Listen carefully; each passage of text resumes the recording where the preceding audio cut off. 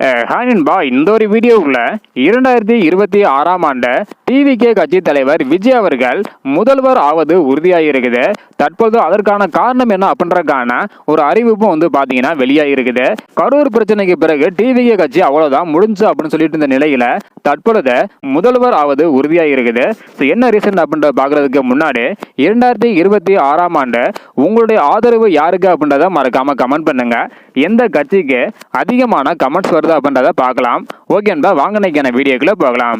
ஓகேன்பா, 1 by 1 டீட்ல பார்த்துடலாம். அதாவது March மாதத்திற்கு பிறகு விஜய் சாருக்கு பாத்தீங்கன்னா வெளிநாடுகளிலும் வெளி மாநிலங்களிலும் லட்சக்கணக்கானோர் அரசியல் வேலைகளில் ஈடுபட போவதாக சொல்லப்படுகிறது. அதாவது மார்ச் மாதத்திற்கு பிறகு ஆந்திரா, கர்நாடகா, கேரளா மற்றும் வெளிநாடுகளில் இருந்து கூட 15 லட்சம் பேர் தமிழ்நாட்டுக்குள் வந்து விஜய் சாருக்கு நெட்வொர்க் முறையில் வேலை செய்ய இருப்பதாக சொல்லப்படுகிறது.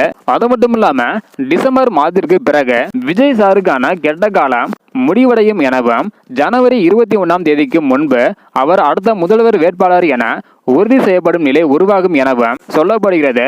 கரூர் சம்பவம் காரணமாக கோடிக்கணக்கானோர் தற்போது விஜய் சாரை பத்தி தான் பேசிட்டு வராங்க.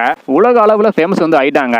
அது மட்டும் இல்லாம மீடியாக்கள் விமர்சிக்கலாம், குற்றம் சாட்டலாம், ஆனால் ரசிகர்களின் ஆழ்மான உறவு அதை மீறி செயல்படும் என்று கூறப்படுகிறது.